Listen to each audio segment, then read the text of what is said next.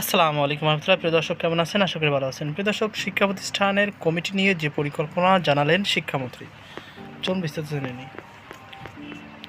প্রিয় দর্শক, শিক্ষা ও প্রাথমিক গণশিক্ষা মন্ত্রী ডক্টর আ.ন.ম এহসানুল হক মিলন বলেছেন, যদি প্রতিটি এলাকায় রিটায়ার্ড টিচার্স পুল করা হয় এবং এই পুল থেকে যদি আমরা ম্যানেজিং কমিটি সভাপতি বানাই, যদি রিটায়ার্ড শিক্ষক ও শিক্ষকদের প্রতিনিধি, তাহলে আরও সুন্দর হবে নাকি?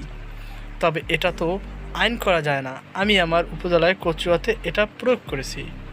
রোববার 12ই এপ্রিল সকালে রাজধানীর আজিমপুর সরকারি গার্লস স্কুল অ্যান্ড কলেজের অডিটোরিয়াম ঢাকার কেন্দ্র সচিবদের সঙ্গে মতবিনিময়কালে মন্ত্রী এসব কথা বলেন।